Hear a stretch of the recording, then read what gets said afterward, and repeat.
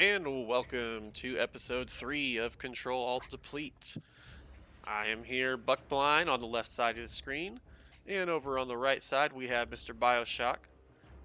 Welcome back. Hopefully you enjoyed the first two episodes of Control Alt Deplete. Appreciate everyone that has liked the videos, watched the videos, appreciate the support. Keep on watching, like and subscribe, all that good stuff. Bioshock, how you doing today? Good. Uh, there's been some changes to the beta, so it's got me testing lots of stuff. Nice, nice, yep. We did some dungeon testing last night. Yep, we're getting there. They're starting to get everything set and ready. Hopefully, we'll get some more dungeon testing in. Um, Yeah. yeah. So things are getting close. We're getting what? We got 6, 7 weeks now before launch, supposedly. We'll see. Yep. Yep. You got any And plans for that launch? 24-hour stream, baby. Yep, yep. We're gonna be doing a 24-hour stream. We'll both be live. Probably both be in Discord. So come hang out on the launch. While you play. See what we're Yep. doing. See if you can beat our leveling times. Yeah. Good um, luck. all right, so let's go into the news. Bio, take it away. Okay, so the first thing we're going to talk about is the season 4 ends on October 25th, which is in what, 2 weeks? Yes, that is correct. Just under 2 weeks. Yep. Now I'm not sure. So that kind of means pre-patch is going to be coming out most likely a week or two right after that. Cause So the first. yeah, I would say we'll see pre-patch either the 1st or on the 8th of November. I feel like it's got to be the 1st because usually that I feel it's going to be the pre-patch. first. Yeah, because usually that pre-patch is 3 or 4 weeks. That's what it would be. It'd be 4 if it starts on the 1st. Yeah. But we might know some more info about how long pre-patch is going to be because here in about 10 hours, 12 hours, they are going to have pre-patch testing on the PTR. So we'll be able to get a first look at that. With that pre-patch testing, we have they're going to have the introductory quest line. Not sure exactly what it's an introductory of. If it's just for Dragonflight, most likely. I'm not sure if that's the quest line that we've already seen, like on the when we're leveling up, or if there's another quest line that we have yet to see at all. Um, my guess is it's probably a whole Like, new quest line, like like the quest we do in Orgrimmar right before you go into Dragonflight. right. Yeah. I'm guessing there's going to be another set of quests that kind of lead into that we haven't seen yet. So that'll be My understanding was that there was gonna be up gear to get you kind of on par. yeah, but I'm talking about the introductory quest line that they're going to be testing Oh, tomorrow. okay. So I don't know what that quest line is going to be, but that'd be interesting to check out. I'm definitely interested in checking that out. Yeah, same. They're going to have the elemental storms and Badlands and Angoro, so there's going to be scaled enemies there. So if you are leveling right now and you're about to head to Badlands and Angora, Avoid it. yes. Yeah, so those I'm assuming it's going to be somewhat similar to the Enzoth zones, like the reworks that they did in BFA, were like Uldir, and I think that's what it's called, Uldir. I don't know if that's the right name or not, but yeah, the different zones, the Veil of Eternal Blossoms, where they had Right. they reworked it all. It's going to be similar to that, is my guess, and have Yeah. some enemies in there. And then also this, I wasn't aware that this was going to be a thing, but this says the return of Oldemon as a level 60 dungeon. So that's one of the new dungeons, Return of Oldemon, I believe, right? Or Yep. is so yeah, that's going to be available as a level 60 dungeon during pre-patch, it sounds like. Interesting. Yeah, I wasn't aware of that. That's kind of cool. Have something to do. Yeah, and that'll be during pre-patch, so that'll be nice. My guess is that dungeon will probably well, yeah, it'll definitely scale up once the actual launch happens, but I guess they're just giving us a dungeon to play through and test out for that last little bit of pre-patch. So that's kind of nice. The testing starts October 14th, which is Friday. This should be out later today, so that'll be that. It'll be today, essentially. at 1 p.m. Eastern time, and then um, the testing will end on Sunday at, well, I guess Monday at 3 a.m. Eastern time, on October 17th. So that will be interesting to test out. I know you and I will probably be doing some of that later tomorrow evening, testing out the Yeah. pre-patch stuff. So that'll be nice to see. Yeah. Something new. Yep. Um. Is it my? I'm up. Yep, yep, See. yep. Tier Okay. sets. Okay. So with the pre-patch coming, once it hits, tier sets will be disabled, which is kind of was expected. Right. Nothing really to go in there other than the fact that there's no need for them anymore, which is good. Yeah, I'm gonna be a sad demon hunter though, because our vengeance tier set was amazing. I'm gonna miss it. All right, then we are also one of the things Blizzard announced is the Mythic Plus scaling is going to be 10% instead of 8% for Dragonflight Season 1. So each dungeon level What is? will go up by 10% instead of by 8%, which we've been used to. So essentially, for comparison, um, a 15 key is going to be about as difficult as a 16 or 17 was in Shadowlands, Oh, and a okay. 20 key is going to be about a 22 to 23 level. Hmm. So, with some of the changes that we're going to talk about later on, it kind of ties into that. Those 20 keys are going to be a bit harder. 15 keys going to be a bit harder, Yeah. and some of the rewards, we'll get into that later. But yeah, dungeons are going to scale a little bit differently. Um, so it will be a more difficult dungeon at a lower keystone level. I don't think it's necessarily bad. I don't mind that change too much. Yeah. All right, go on to the Uh. next one there. So we got some class tuning. Just gonna quickly brush over it. Demon Hunter got nerfed. Havoc. Uh. Was Vengeance nerfed? No, Vengeance was not nerfed. Okay. Rogue got some nerfs and some buffs. We got buff to assassination, nerf to outlaw, but a buff to outlaw's energy regen, nerf to subtlety. Beast mastery buff, specifically around dire beast. I don't know if it's a mistake, but they buffed it by 400%, and then again by 50%. I don't know if that's like a mistake on their end. I don't know. It's 400. Well, 450 seems like a lot. Yeah, it sounds like it was probably just undertuned, is my guess, Yeah. because they haven't changed it, and they've kept buffing it. Yeah. Monks got Woodwalker got nerfed. Um,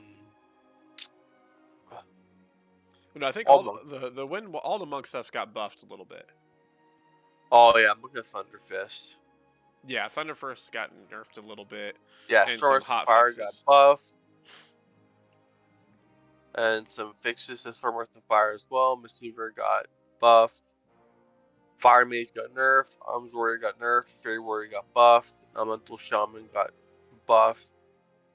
Enhancement got some changes, but mostly buffs. And then Holy Paladin was buffed. And yeah, those are the quick go over of the nerfs and the buffs. Yep. Then they also rogues were interesting because I thought it was interesting the rogues because they buffed all of the rogue baseline ability. Yeah, But then I know assassination got nerfed on some of their abilities, or no, assassination got they got buffed on their buffed. some of their Yeah, abilities. Um, Outlaw got nerfed, and then Outlaw got energy regen. nerfed on their damage, but their energy regen was buffed. So that's kind of like a give and Yeah, take there. And by then about sub 5%. just yes, and sub just got nerfed. Yeah, But then another thing they did, they added 3 action bars to the edit UI, the default UI. So you can, they've got 8, I believe 8. Is it 8 or 9 action bars now? I'm trying to remember what it's I think it's 8. Yeah, I think I it's think 8. you're right. I think it's 8 action bars. But they added 3 action bars to the default UI, which is nice because I know, um, not ever. I know you're saying you don't really use that many action bars. No, I Um, use about 5. but yeah, I use all 8 action bars. I know people that are used to using LVUI. You have 10 action bars in LVUI. Right. So if people are used to using that, it's excellent to have the more through the default one. Yeah. I still think I'm going to be sticking with LVUI though. I like the LVUI setup a lot that I've got. Um, Yeah, but you're used to I something. It's hard to and change. here's my big question though with the WoW UI and what we've seen on beta is with just about every build. It seems like the UI has some issues with it, like resets and doesn't save. Yeah. Obviously, when they added the bars, they completely reworked all of our stuff. Any old saves that you would export, because like I exported mine, when I tried to import it, wouldn't take it. LVUI, once you create your UI, you export it to a file, and whenever there's a new patch, expansion, whatever, you just go in and you import it, and it's set up. It's already good to Right. go. So Yeah. I feel like there's a risk right now, and they might fix this and make it a little bit easier. I feel like there's a risk with with the WoW UI that you might save your profile and stuff, but then lose all of it whenever there's a patch or something, and have to Yeah. redo all of it. And I don't like that. I don't want to have to redo my UI every single patch. Uh, all right, but moving on. The tier bonus tuning. You want to take us over that? Um, Yes. Just so I'll go over it quickly. Um, Balance got nerfed in 2 and 4. Feral got buffed in its 2 set. Um, I'm not sure. I think their 4 set Feral got buffed as well. yeah. All their feral stuff, they definitely changed. They reworked the force set and completely changed it. It looks like, Yeah. but I think it's a bit better. I still don't know if it's really all that great, but I do think it's better. Well, so in the last episode, I talked about how Druids had one of the worst things, and I was like, this sucks, But then after testing Feral and seeing how strong it was, I kind of understand why their set's not like great any much better because they're Right. already pumping huge numbers, Yeah, but as which far as I didn't know. the tier set alone is still underwhelming. But I do Yeah, think, like I said, I know you were putting up really good numbers in the feral, so it could just be that they said, "Hey, feral's doing really well. Let's not give them that much of a damage buff from from their class set." yeah. Which, They I, increased the 2 set from 5 to 6% is all. yeah, which I don't know how I feel about the mindset of, oh, they're already doing a bunch of damage, so let's make their tier set really weak. I don't. I Right. feel like if they're doing too much damage and you want to tune them, don't do it by making their tier set weak. Just change. Just give them a slight nerf to make them more in line, I guess. Yeah. Um, but anyway, continue. Guardian Druid got buffed, right? Yep. In 2 and 4. Yep. And we'll talk about that a little bit later. Yeah, it's a lot better now. Um, Resto Druid got nerfed in their 2 set, or 4-piece, I mean. Beastmaster Hunters got um just reworked. Their 2 set, our 4 set Yeah. got reworked. I think it's a little bit better now, to be honest. Yep. Yep. I agree. Um, Marksman got buffed in 2 and 4. Survival got buffed in 2-piece and 4-piece as well, I believe. Yes. Frost Mage got it changed. Our 4-piece got changed from Yeah. blister damage by 25%, frost damage by 50% for the straight spell damage by 8%. I So feel I like think it's a slight it's a buff. I thought personally I thought it's a little bit of a nerf. Well, it just depends because it depends on what you're doing, I guess. So, um, the Fingers of Frost would increase just your Blizzard and your Frostbolt damage. Now it's just going to boost all of your spell damage. Everything. So, True. so I feel like it, depending on what the direction is you're going, I think the reason they made this change was by the original 4-piece set. When you get your Fingers of Frost, you had to you basically need to spend your in the next 6 seconds you need to cast a blizzard and then use your frostbolt to take advantage of it. So I think Right. it changed your play style and your rotation, and I think they're trying to avoid changing your rotations with tier sets. I think they just want Yeah. it to just increase your damage or survivability, whatever. They don't want it to change your rotation. So I think that's why they made this change. So you can just still cast your normal rotation. You're just going to get an 8% buff on everything, Right. Yeah. which Um. also it could be One. good because let's say you have 2 charges of Fingers of Frost. That's now going to buff your second one. True. So that's gonna you're gonna kind of stack. I don't know if you'll stack that buff necessarily, but it'll increase that. And I know those Fingers of Frost procs are some pretty good damage for Frost mages. Yeah. Mistweaver got a slight nerf in the 2-piece. Windwalker 4-piece got changed from versatility during Festive Period to just sort of damage. So I don't know how I feel about that. Um. Uh. I. The versatility during Festive Period means you take reduced damage as well. But now just the damage increase by 5%. It's like isn't the same as So versatility? so basically, yeah, it's basically not really changing it. The only thing it does is you're just not gonna get the 2.5% damage reduction. So it's a little, I don't know. It's a weird thing to change. Um, Yeah. Again, the versatility buff would have also applied to, um, would affected all of your damage, not just. Well, Well, no, yeah, it's it, versatility during Fist of Fury. So I guess it yeah. didn't change that. It still is just Fist of Fury. It's a weird change. Um, Yeah. I remember they said something about why were changing it. They just were doing it more for like clarity than anything, and just rewording it a little bit. Oh, okay. Um, So, yeah, okay. I don't think it's really a buff or a nerf there. Yeah. It's just kind of changing it from increasing a stat to just flat out damage increase is what they wanted. All right. Next we have Holy Paladin. I'm not really familiar with Holy Paladin, but their 2-piece looks like it got nerfed, Yeah, it looks like a slight nerf there. and their 4-piece really light dawn, glory, best critical 6%, critical holy shock 20%. That looks like it got reworked a bit, Yeah, the 4-piece and I definitely got think it's reworked. done a little bit of a nerf. Yeah, it looks like it probably It is a little bit of a nerf. Yep. went from 30% to 20% on additional damage or healing. They did take the time restriction out, it looks like, but yeah, I still think it's a little bit of a It's a nerf. slight Now, nerf.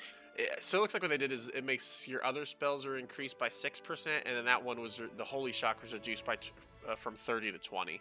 So they kind Yeah, of made it so it buffs the other ones, but it's a little bit of a nerf to some of this. I think overall right. it's a little bit of a nerf. Yeah. We got Prop Pally, which got buffed. Their 2-set by 1%. Went from 4% verse to 5% verse. And instead of 4% for 4 seconds, it's 5% for 10 seconds. So that's a slight buff. Yep. Retribution.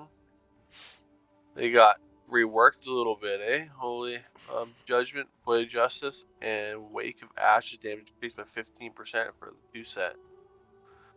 That's just straight up damage increase. It's no longer that stacking Crusader or consecration damage. That's I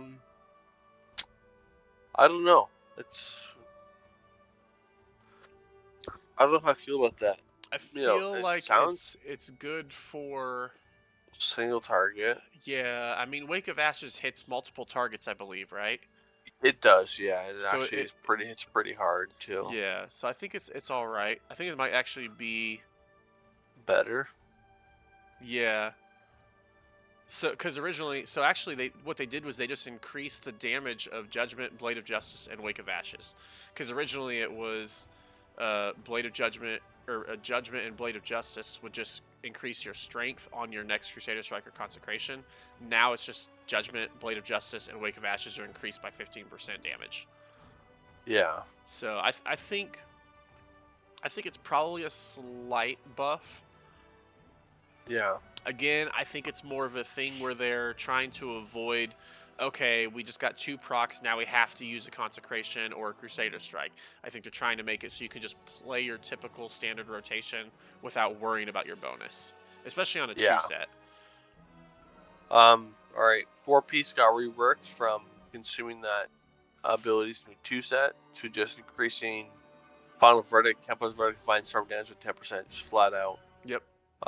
That sounds like a buff Yeah, except for to they me. nerfed Divine Storm by 35%, so True. so you only get a little bit of that back. True. What we got left? We got just a couple classes left. We got Priest now. Discipline got nerfed. Yeah, slight nerf. Yep. Yeah, the 4-piece and the that's just the 4-piece set. Yep. Just the 4-piece, yeah. Yep, that's definitely a And nerf. Holy Priest got nerfed as well for their 4-piece. Shadow got nerfed on its 2-piece and nerfed on its 4-piece as well. Elemental Shaman 2-piece got buffed. And I like what they did with that. Because remember we were talking about that last time. 10 stacks How being too much. yeah, 10 stacks, and they changed it to be 5% and And stacks stack 5 5 times. times. I like that a Yeah. lot better. It's Me also too. stronger. Yep. Because that's going to be 25%, whereas it would have, if you use it as 5, it would have just been 15% before. So it's a little, I like that better. It's definitely better, yeah. Yeah. Their 4-piece got nerfed, right? I can't tell. 10% to what is that number? It looks like it's a slight nerf, yeah. So that's going to be about a little less than 8%. So yeah, that's going to be a slight nerf there. About a 2% nerf to your mastery increase, and for only 5 seconds instead of 10 seconds. So yeah, that's a little bit of a nerf. Okay, then we have Enhancer Shaman 2-piece.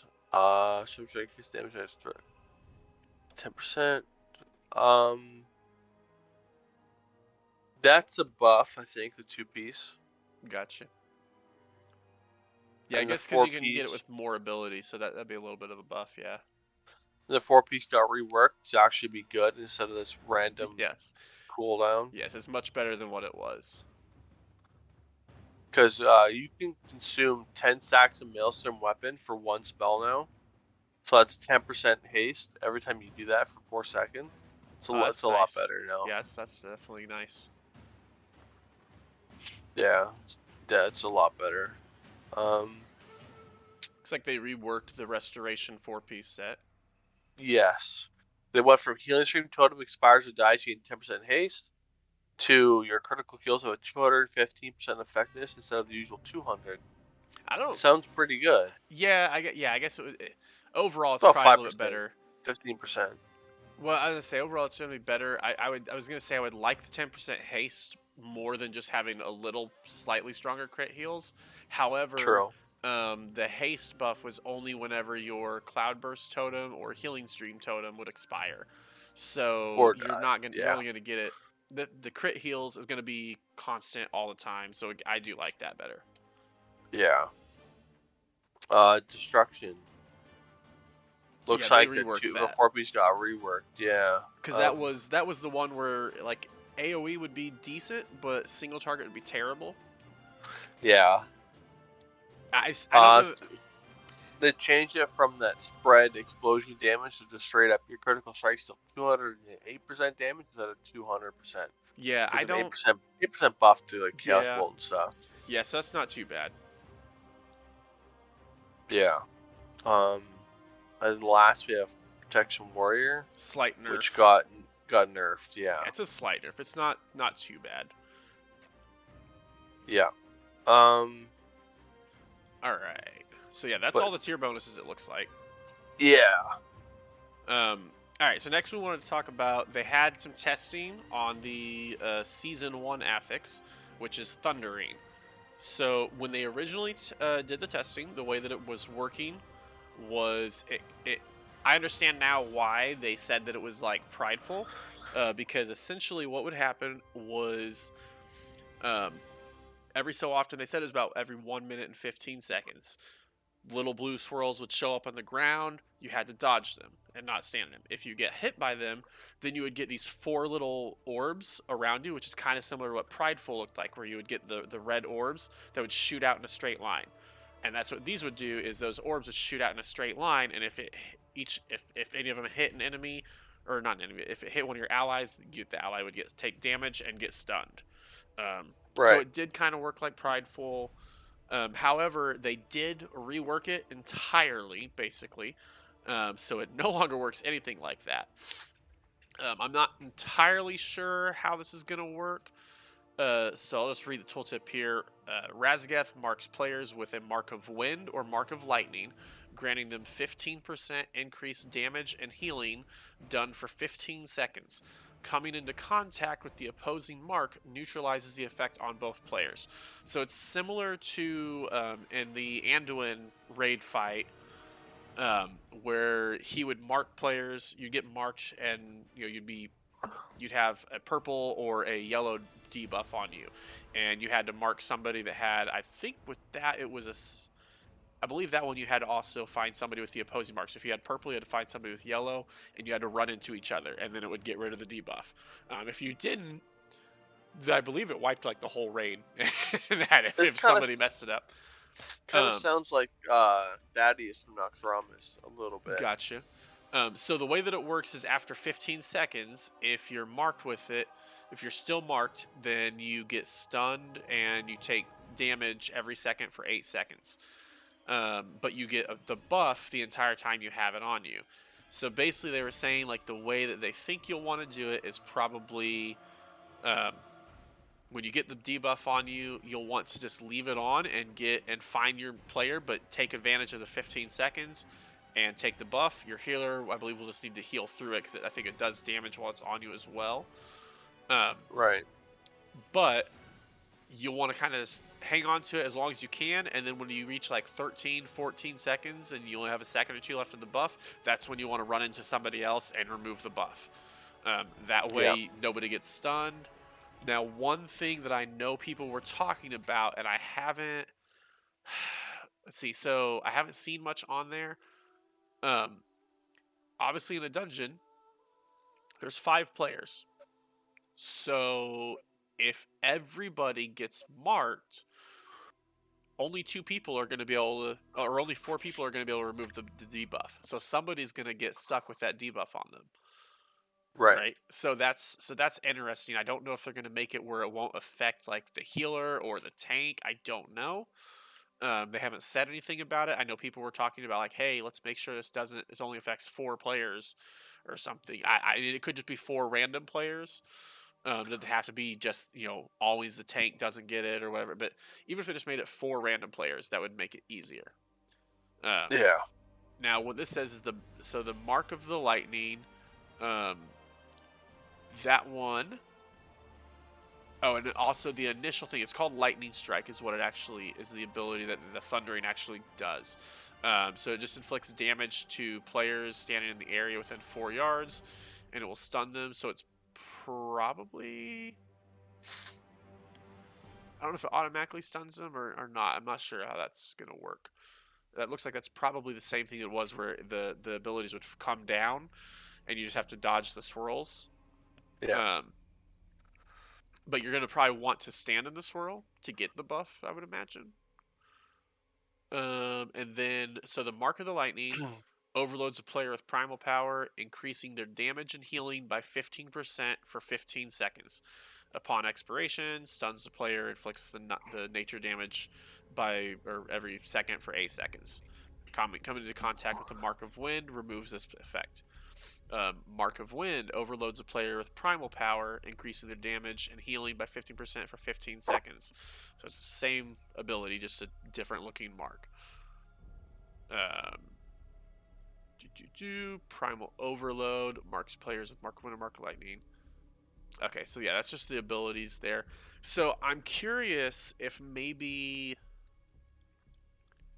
Yeah, I don't know how this works. It sounds like it's going to automatically target people.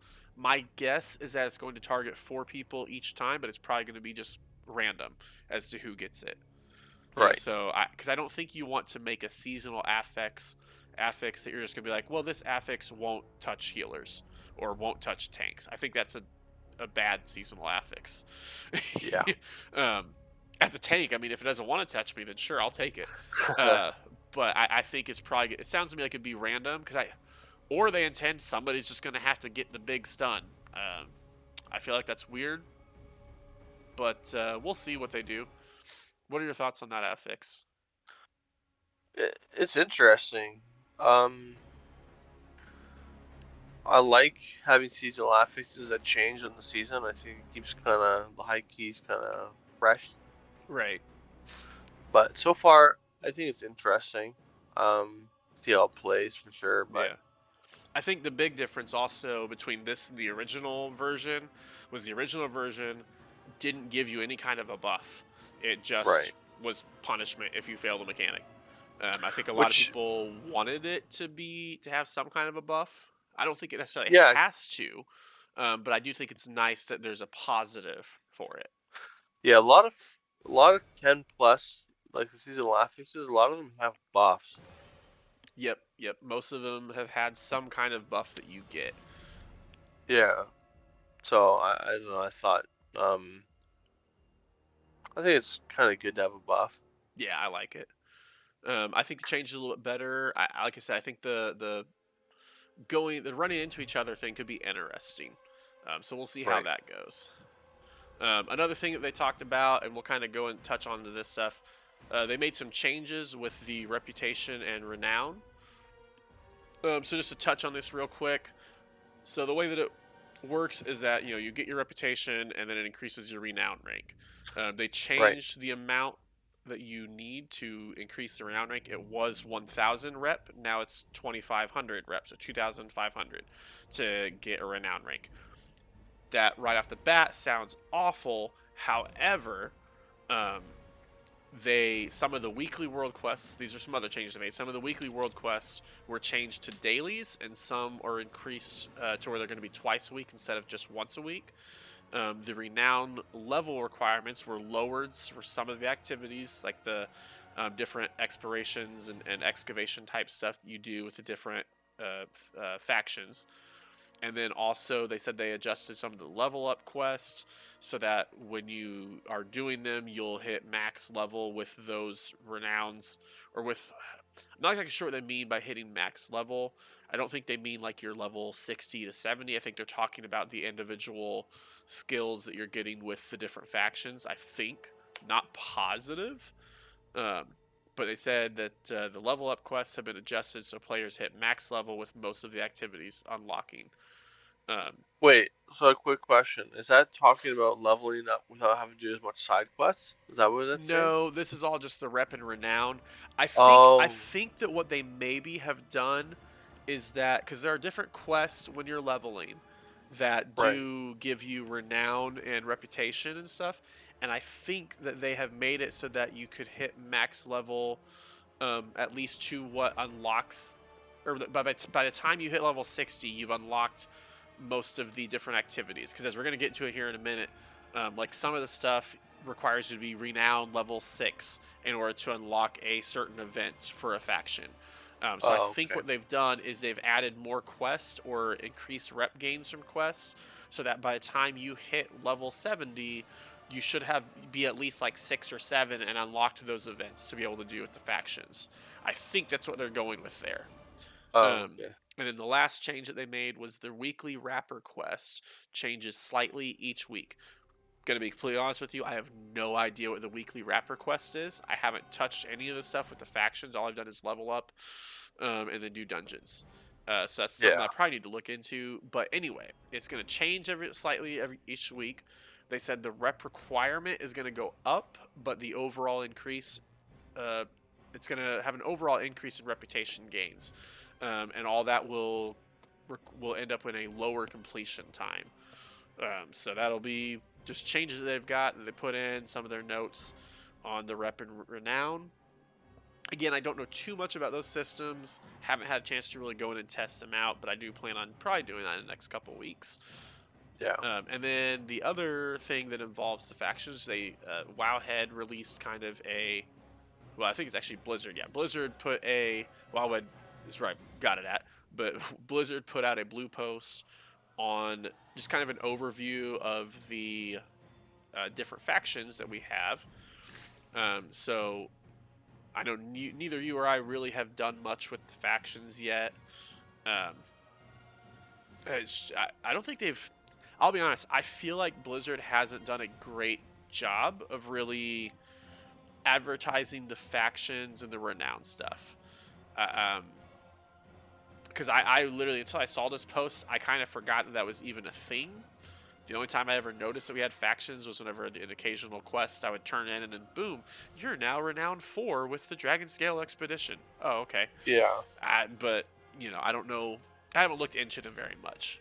But anyway, so just to cover this guide, real quick, a little bit on it. You got 4 factions. You got the Dragon Scale Expedition.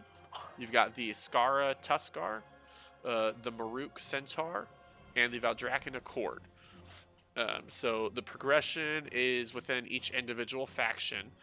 Um, I'm not sure exactly how it all works. I thought that they were supposed to be all, oh, if you gain 1 renown, then it just covers all the factions. I thought that's how they originally advertised it.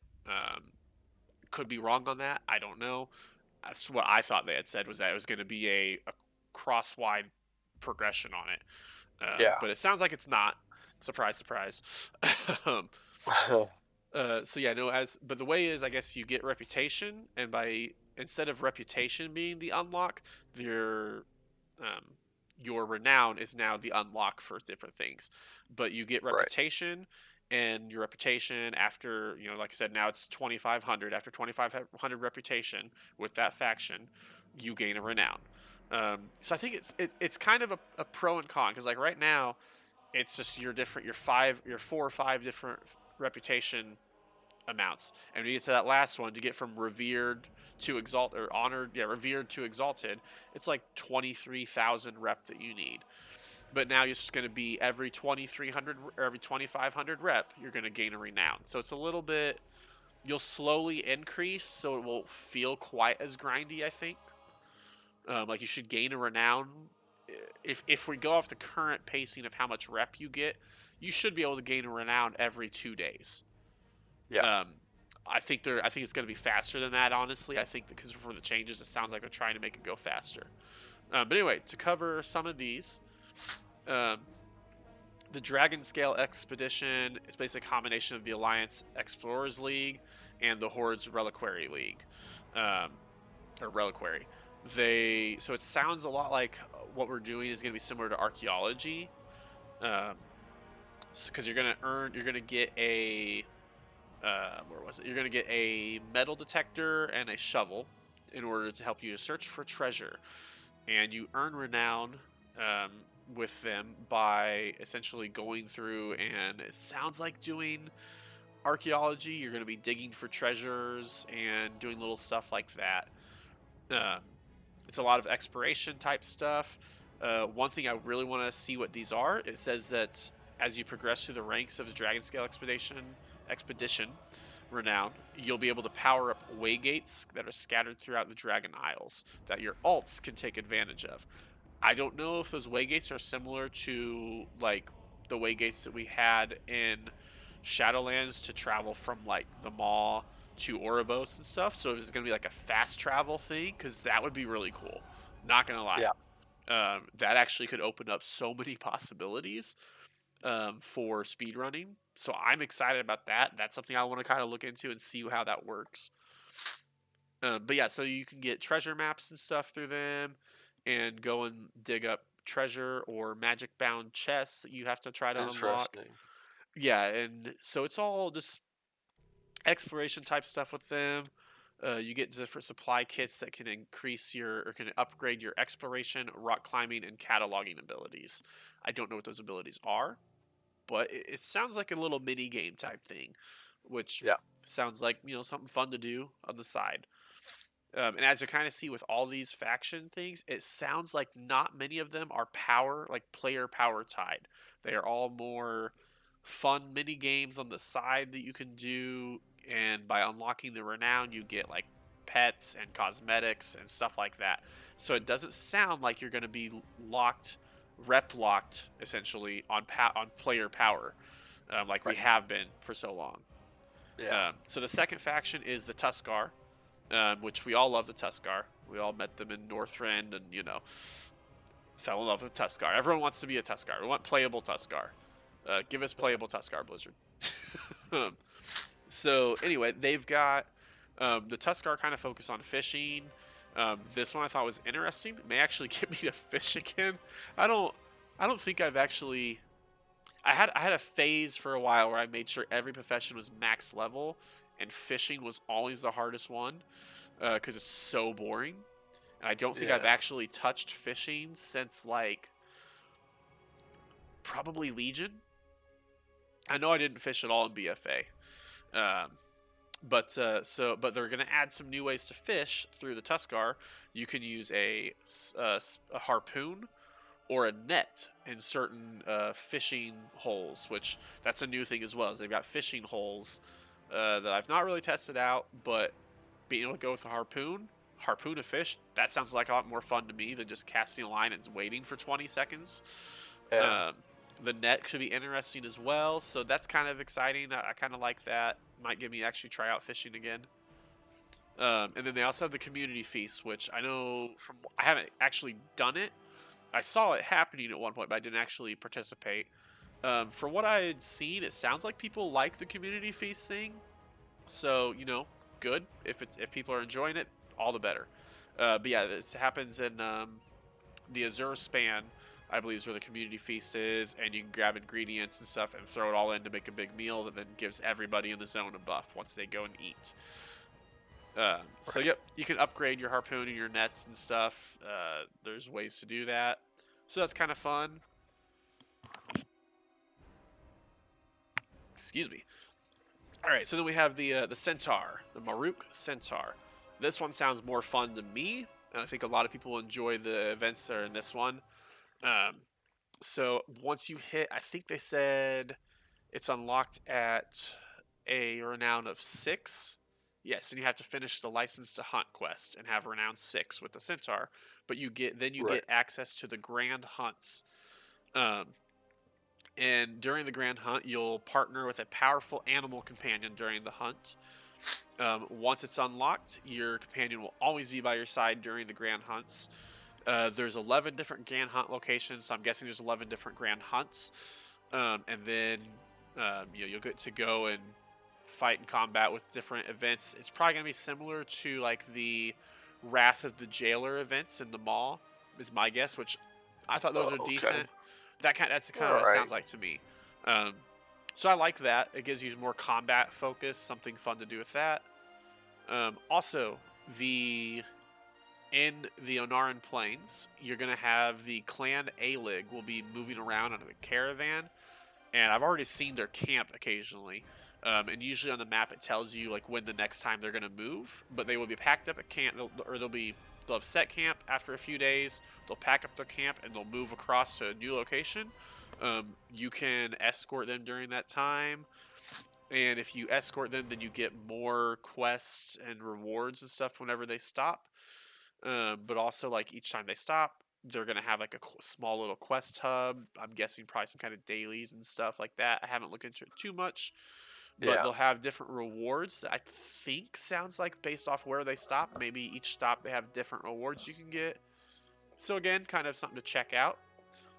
And then the last one is the Valdraken Accord, which this one sounds like the most fun one in my opinion. Um, I don't really care about the professions and stuff, but you'll gain renown like through work orders and stuff like that. A little bit of.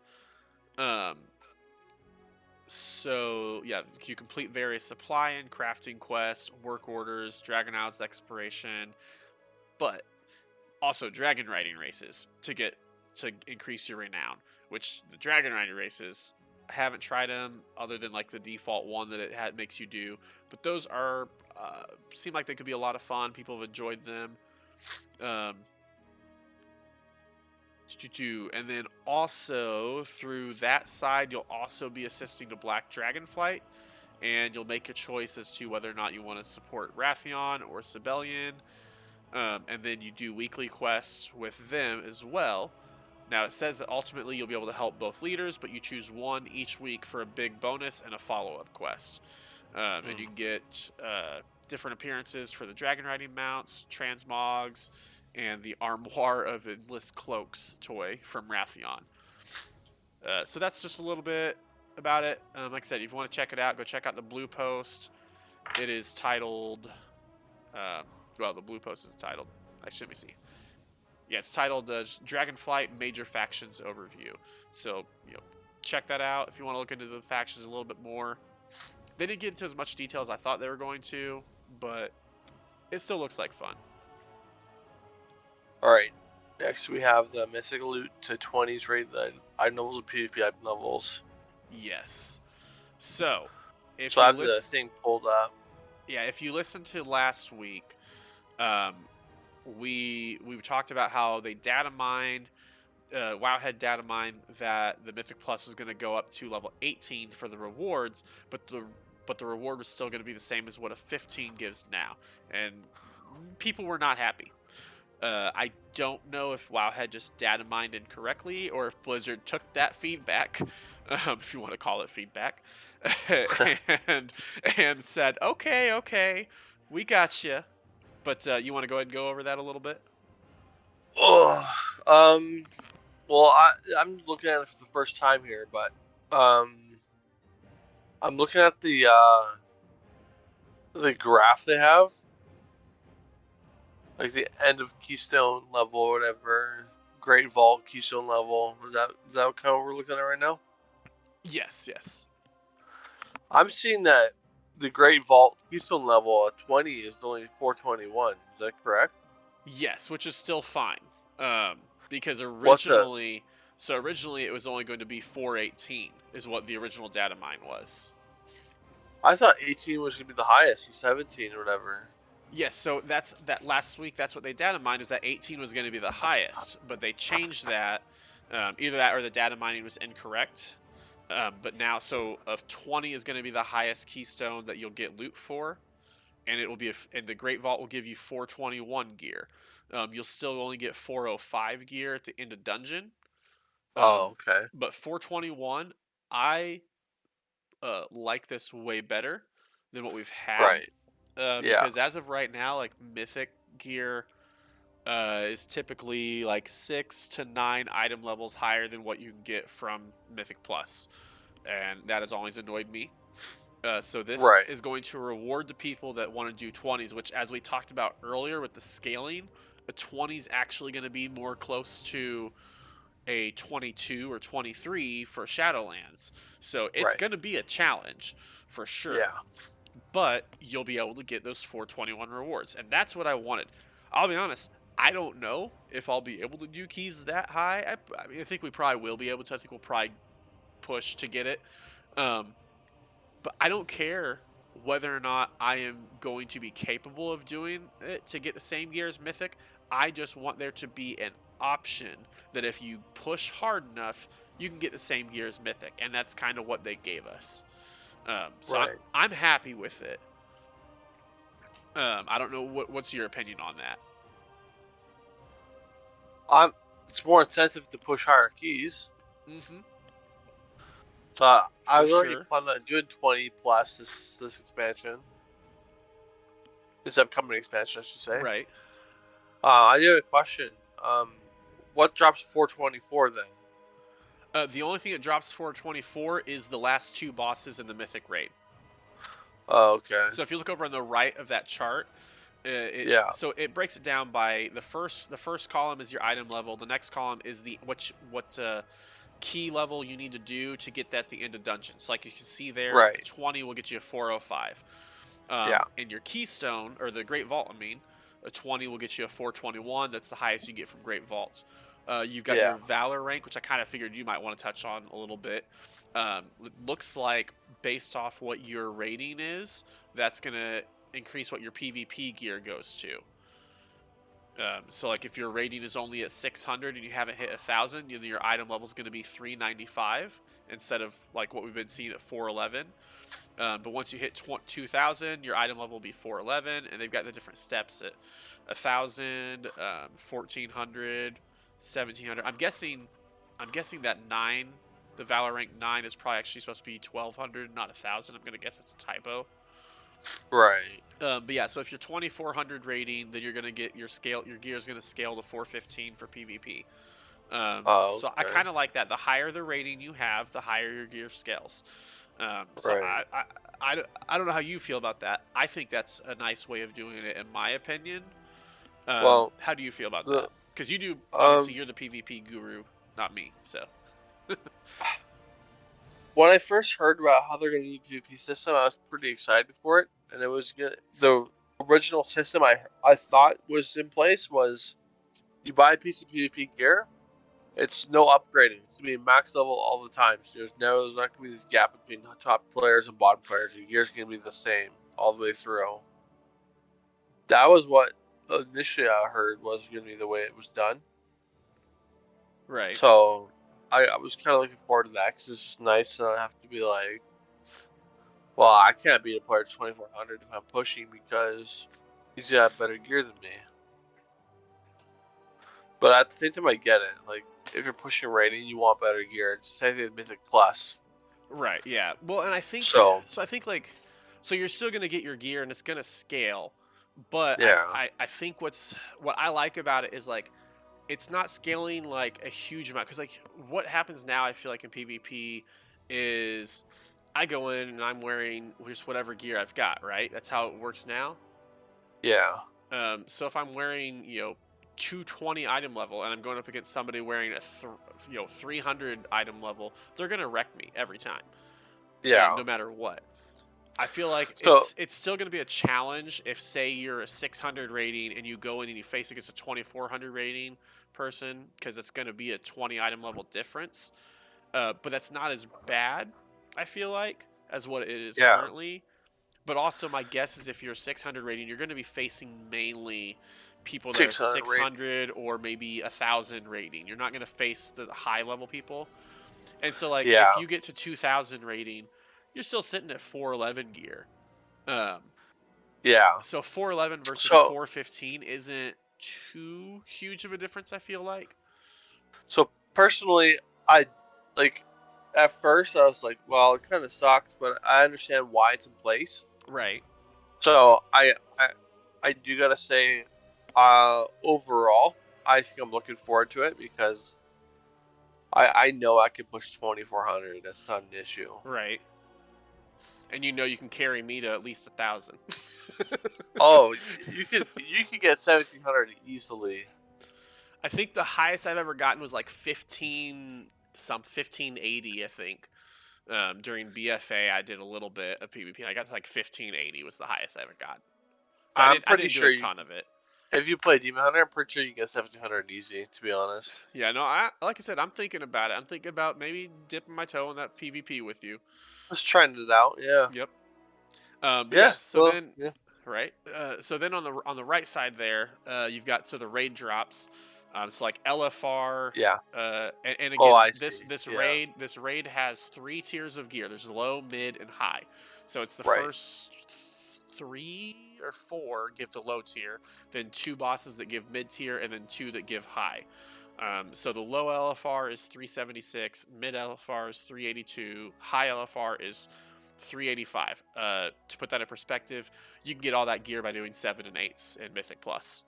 Um, Yeah, and then um, for low normal is going to be 389, mid normal is 395, high normal is 398. And again, if you do 15s, you can get all that gear at end of dungeon on the high normal Right. side, which is a little bit less than what it's been. Currently in Shadowlands, like you can get some low heroic item level type gear. Well, just heroic item level gear, slightly below heroic, I believe. You can Right. get from doing 15s in a dungeon. So low heroic is 402, mid heroic's 408, high heroic is 411, and you'll be able to get that type of gear from your weekly chest in a Mythic Plus if you do 15s. So they're Right. basically making 15s count as like high heroic, which I'm okay with. Like I said, I don't care so much. I know there are a lot of people that are kind of like, man, they're making us do higher level keys for similar level gear as what we used to get. Um, I don't mind that at all. I don't mind if they want to give us higher level, make us do higher level keys for a little bit less gear, as long as we can get that high end gear, which I think this Yeah. is the first time we really can do that. Yeah. Excuse me. So like low mythic gives 415 gear, mid mythic gives 421, and high mythic is going to give 424. Yeah. 424 gear you can't get unless you're doing high mythic. Is what Right. it is, whatever. I would still like there to be an option for Mythic Plus to get 424. Let's say plus 25s. Just make it a giant jump. You complete your time of plus 25, you can get 424. But I Yeah. I am happy with 421. Um, if you look right now in Mythic Plus, doing a 15 gives 304 for Shadowlands. And let me see here. Sepulcher, the first one. Actually, I don't think this is accurate because their loot didn't. Yeah, see, their loot doesn't scale correctly on this. Um, yeah, because this is still showing from the previous season. Um, Well, pretty much it for the mythics. yeah. So let's see here. Next we have the tank tier list. Oh yes, yes, the tank tier list. We actually, fun fact, we actually did this last week, but I didn't have my audio settings correct in my OBS, so the whole time I was talking, it was completely silent. So anyway, let me pull this up, and we're gonna change over here, and we are gonna just double check and make sure. Yep, we have audio. Everyone can hear me. Cool. All right, so last week, Bioshock did a great job of covering all of the DPS tier sets and giving them a tier list and placing them. Um, I also gave input that none of you were able to hear. So, uh, but Bioshock did a great job on that. Um, I had to edit a lot out of the stuff that I did so that there wasn't like a bunch of silence and stuff. So that was fun. But anyway, let's go ahead and cover the tank tier sets. So let me pull this back up over to here so I can see this. All right. So Blood DK, the 2-set bonus. Um, when Bone Shield charge is consumed, you have a 20% chance to generate 1 rune. And then after 10 Bone Shield, the 4-set bonus is after 10 Bone Shield charges are consumed, you gain 10% damage and haste for 10 seconds. That's a pretty good, nice tier bonus there. Doesn't affect your rotation at all. Gives you a nice damage buff, nice haste buff, and it encourages you to keep your Bone Shield up, which you're supposed to do anyway. So that one, based off what I see from it and what I've seen a lot of people put, we're gonna put that in the A tier. Moving on to Demon Hunter, Vengeance. My love, my passion. I love Vengeance Demon Hunter. The 2-set bonus, your Shear or Fracture, whichever one you're using, deals 20% more damage, so that's a nice single target buff. Generates 20% more Fury, which is a nice energy generation, spend or resource generation buff. And it also has a 15% chance to generate an additional Soul Fragment. I really, really love the 2-set bonus because it kind of shores up our weaknesses, which are single target damage. Our Fury generation has felt kind of weak so far, and our Soul Fragment generation has felt weak, and that literally addresses all 3 of those issues. The 4-set bonus, Spirit Bomb and Soul Cleave have a 12% chance to deal 50% more damage and cause targets they hit to deal 15% less damage to you for 8 seconds. So a nice mitigation. Um, it's only a 12% chance, so it's kind of low, but that's still not bad. I'm happy with it. It could give you a bit more mitigation. 12% will happen quite often. You're going to use Spirit Bomb all the time. Soul Cleave, I haven't used it a whole lot. I feel like I probably should be using it more. You don't want to spend your soul fragments on it, but overall, the way that the Vengeance tier set has come out, really, really strong. A lot of people have had it in A or S tier. I, of course, am going to put it in S tier because I am biased. I will openly admit that. I love our tier set. I think it does a great job of shoring up our weaknesses and giving us some nice damage output as well. Uh, Moving on to Guardian Druid. So the tier set that they came out with originally, uh, it caused your Mangle to do extra damage, or when you use it with Gore, and it gave some of your abilities a higher chance to proc Gore. It also increased your Thrash damage by like 5% with the 4-piece set, and then your your Mangle that was used with Gore would heal you. However, it was all single target based. It would force you to use your Gore procs instead of continuing an AoE rotation. And I put it in D tier. However, since last week, they reworked it, and it is way better. So now, when you use Mangle with Gore, it deals 30% of the damage that you dealt with Gore. That 30% of that damage is now dealt to all nearby enemies, with the damage reduced beyond 5 targets. So that immediately makes it now an AoE ability when you have a Gore proc. That's amazing. Fantastic. Um, Yeah. It also increases your damage done and reduces the damage that you take by 5% whenever you use it, which is also great, and it lasts for 6 seconds. The 4-set bonus, Gore has a 5% increased chance to trigger. Using Mangle with Gore heals you for whatever, it's like about 5% of the damage. Um, it's 0.5 times your action, or your times your attack power. So it's going to heal you for a good chunk of damage over 6 seconds as well. I think that with the changes, honestly, I like the tier set a lot. I think especially for Mythic Plus, I'm going to put it in A tier. It might be just B tier for Raid. I think for single target, it's kind of a little lackluster, and definitely be like a B tier for single target. But I think for Mythic Plus especially, that's a fantastic tier set. To turn the Gore procs into AoE attacks, really strong.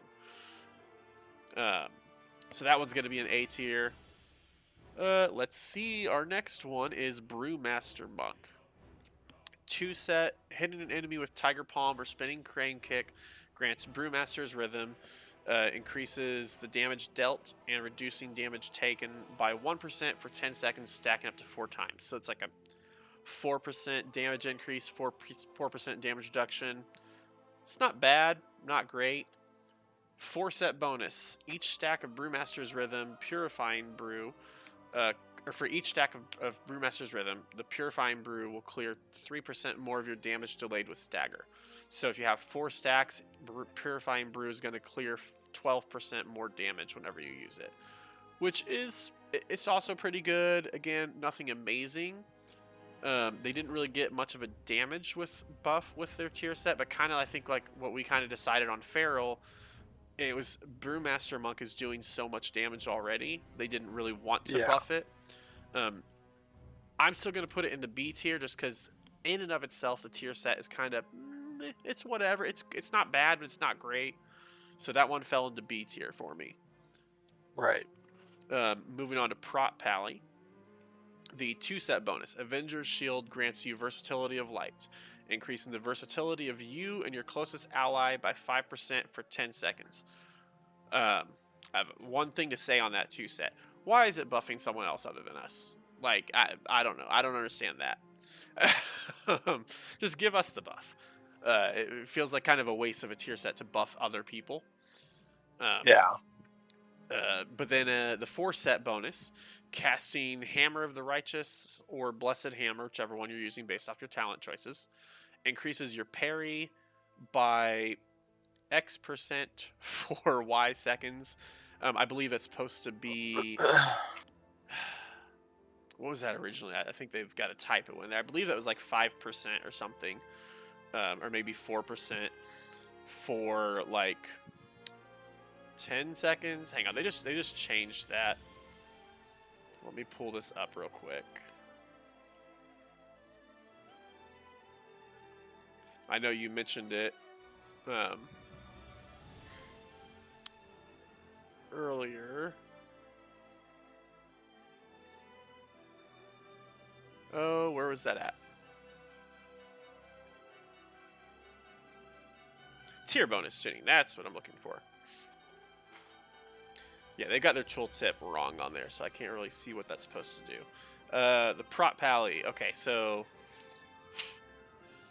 the 2-set. That's just the 5% for.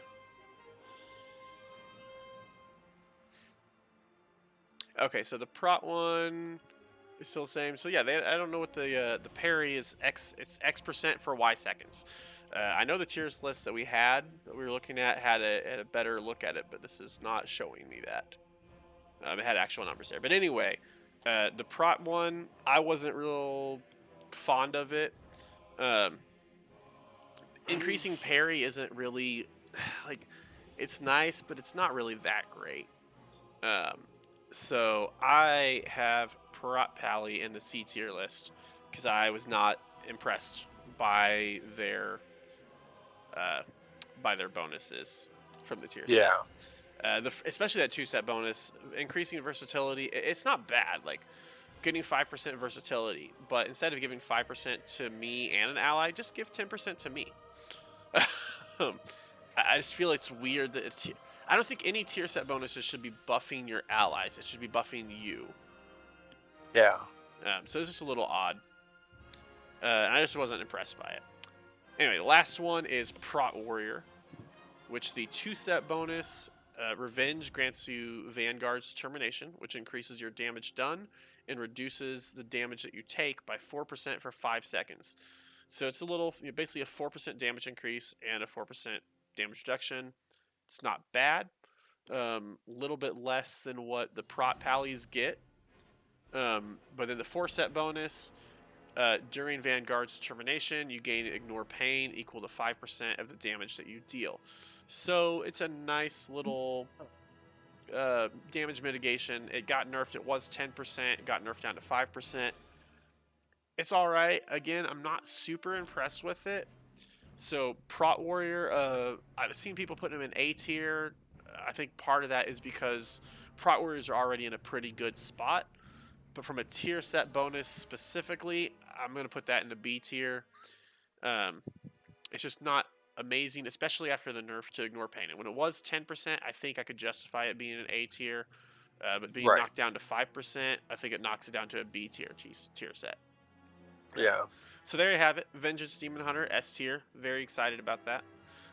Blood DK, Guardian Druid, both A tier. Brewmaster and Prot Warrior in B tier. And the Prot Pally in C tier. Keep in mind, again, these are just for the class tier sets. These are not the actual class themselves.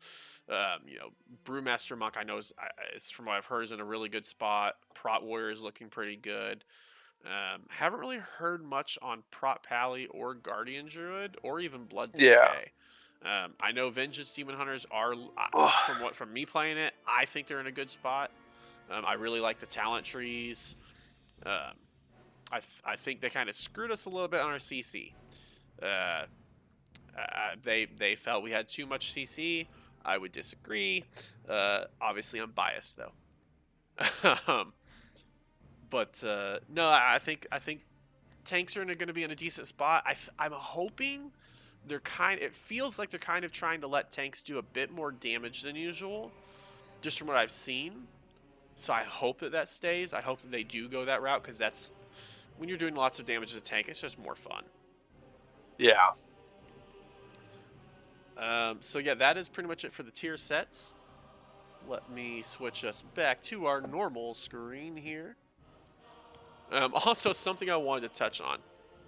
If your class got nerfed, I just want you to know that, and this is for like overall, if your class overall got nerfs this past week, blame Bioshock. Because every class that he touches gets nerfed to the ground. Yeah. Yeah, I know you were Every playing. class had testers. Yes, yeah, you were playing a lot of Shadow Priest and Rogue, and you played some Demon Hunter, and they all got nerfed. You played Balancer, it got nerfed. Yeah. So, one, stop touching Demon Hunter. Don't nerf my class anymore. And then also, if you'd like to send him any hate mail for nerfing, getting your class nerfed, go right for it.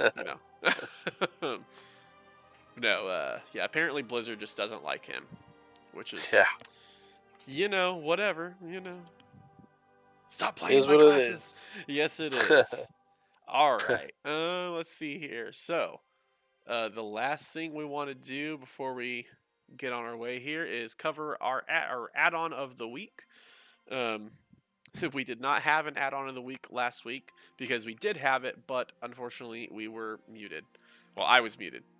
Um, Yeah. so we were going to pull up, and the add-on we are covering is LTP. LTP, otherwise known as Leatrix Plus. Pop. There we go. All right. So Leatrix Plus. Once you have it installed, you just type /LTP, and that will pull up the menu for it. And Bio, go ahead and tell us a little bit about LTP. Well, some of the basic stuff that you'll be getting it for, the reason why you're probably getting it for, is to instantly pick up quests without you having to click through and clicking accept and clicking the quest and then just going through that. It also automatically turns quests in, except for ones where you pick a reward. Yep. But I mean, that's still scaling the process like crazy. Yes. You can have it set so you talk to a vendor. You can sell all your grays and repair your gear without having to click anything. It's just an overall nice tool to use to speed up your leveling process. Yeah, I didn't think it would matter that much, but once I started playing with it, it cuts a lot of time off. Yep. And then to get around the whole part where if you have a reward choice, if you have Azeroth Autopilot installed, that does have an option in there to where it'll automatically select a reward, and then the automate quest will just go right away, even if there is a choice. Now, typically, if you have a choice, you're going to want to look at it and decide if one of them is better for you anyway, which is why LTP doesn't automate through that. But if you're speedrunning like me, you don't care what the reward is because you've got your gear in your bags already, and you just want to go as quickly as possible. Another thing it does is if you hold down the Alt key and have the automate gossip checked, you can automatically select. It'll automatically go through the gossip options on a like if you have a quest, you're supposed to talk to somebody, you have to click to talk to them. It'll automatically do that. It also Yeah. has you can have it automatically accept summons, automatically accept reses if you're just good for like PvP and stuff. Um, you can tell it to automatically release if you die in PvP. You can, block duel requests, block pet battle duel requests, block party invites, friend requests, shared requests, all sorts of stuff like that. You can have it set up so that if somebody on your friends list invites you to a party, it'll automatically accept, automatically party synced, or party sync requests will automatically be accepted. If somebody joins or you start up a queue, it'll automatically accept the queue if you're in a group with your friends. Stuff like that has a lot of nice things on there. Different chat things on there. You can hide the error messages. Different things on the interface as well. You can show a volume slider, which is interesting. Show the cooldowns. There's lots of different add-ons that'll do that as well. Let's see. You also have different little accessibility things here. So like a max camera zoom, you can set your field of view, set the weather density.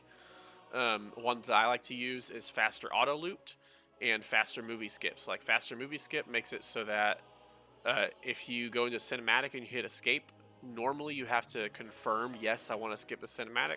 If you have this checked, you can just hit escape and it'll immediately cancel the cinematic. It won't ask you for confirmation. Um,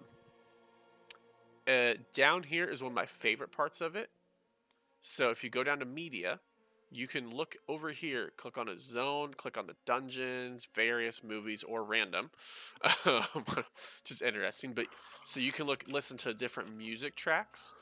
If you go to the cinematic, the movies here, so like the zones, dungeons, all this stuff will you can play any music track from that's in here. The background music that's normally going. Choose any of them to listen to. Uh, the movies, you can click on any expansion and go to any part on there, and it'll have any cinematic, any in-game cinematic, the actual like, uh, you know, expansion cinematic, all that stuff. It has them all in there. You can click on it, and boom, it'll start playing that cinematic. So like that one here, click on Fort Headshot, starts playing the cinematic. So that's really nice, really cool. I love that. You just hit escape if you want to get out of it. Um, but I love, for me, I love the cinematics in the game. It's one of my favorite things. That's why leveling up through WoD for me was fantastic because that was when they really started doing in-game cinematics during leveling Yeah. and stuff. And I loved it. WoD had some of the best leveling when it first came out. The rest of WoD, not so good. But the style of questing that they did for WoD was fantastic. So I love watching cinematics. You want to go and watch the battle of the Rathgate. It's right there. You can go and watch that. It's fantastic. I love this feature of LTP. Highly recommend it. Even if you're just using it just for the automated quests and then the vendor repairs and automatically selling all your junk, it's fantastic. Saves a ton of time. Bioshock can attest to that. He was real Yeah. happy. But yeah, that's LTP, Leatrix Plus. Feel free to check it out on wherever you get your add-ons from. If you use CurseForge or if you use something else, there's a couple other ways you can get it. A lot of people don't like CurseForge. That's fine. Anyway, Mr. Bioshock, what did you do for your week in WoW? Mostly for my week, I've been testing classes on beta, specifically finding the caster to play. To go with like melee class I'm gonna be playing. Right. So I spent a lot of time playing different casters this week, and I think on next time I'm gonna be trying the next couple days is the Preservation Evoker, the healing spec. Nice. So that's kind of what I've been doing, and that's my plan for the upcoming week as well. Yep, I would love it if you fell in love with the healer. Having that pocket healer is always nice. Instant queues all the time. Form any group you want. Get into any group you want. Have a healer you can trust at your back all the time. Oh yeah, yeah. If you Bro. decide you love healing, go for it. Go for it. 100% on board with that. um, what else have you done? Anything else?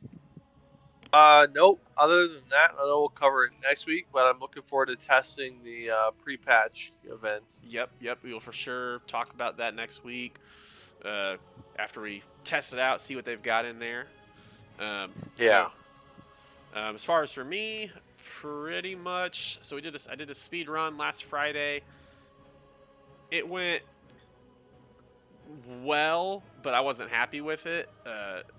We broke, lowered my record, which the world record for me, which I'd set was 8 hours and 45 minutes, I believe is what it was, and I did this one in like 6.5 hours. It's like 6 hours and 29 minutes. So yeah, I knocked it down by 2 hours 15 minutes, but it did not go smoothly, and I definitely felt like I could have knocked off another hour. Had a lot of issues and stuff in it. Just didn't seem to go very smoothly as it normally does.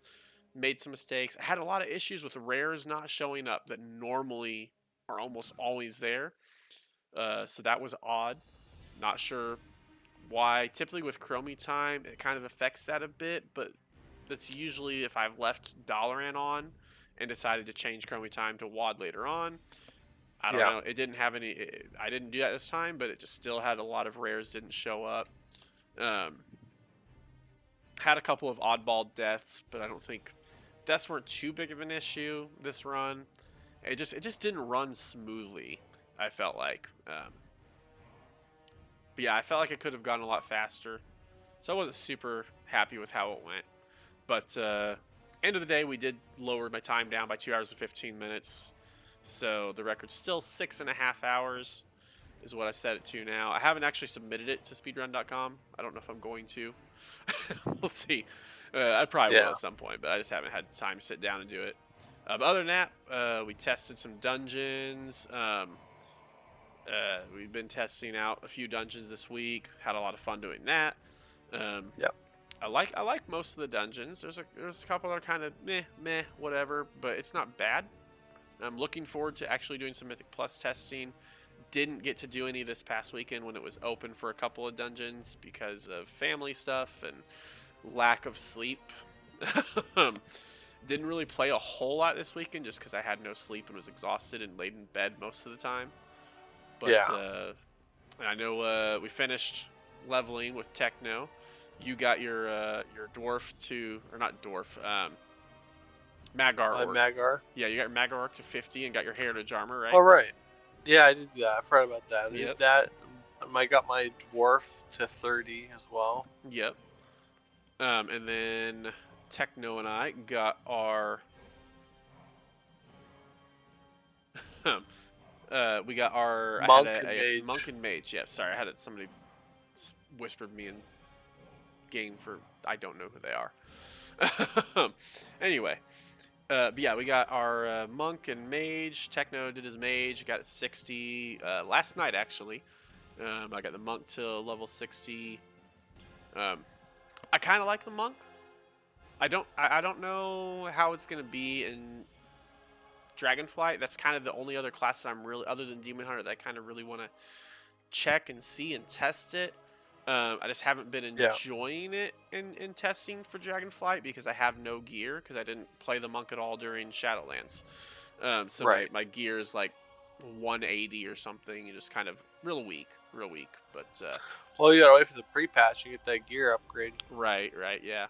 But no, I like the monk. I like playing it. I think there's potential there for speed runs. I really want to do some more testing on it and get used to the play style because it has a little bit less survivability than Demon Hunter. I But feel touch of like, death. but yeah, Touch of Death is amazing because that's the one thing that really slows down speedruns is you get a big rare that you're gonna kill or whatever, and it just takes a while to kill because when you're speedrunning, you're focusing just like Mythic Plus, you're focusing all on AOE. So your kind of single target's kind of meh, and that Touch of Death was so nice to have. So I think we could have potential for some speedruns with the monk, but I don't think we'll have any more speedruns until Dragonflight. Because I don't, with the pre-patch comes out, we're gonna lose Winds of Wisdom, I believe, at the start of pre-patch.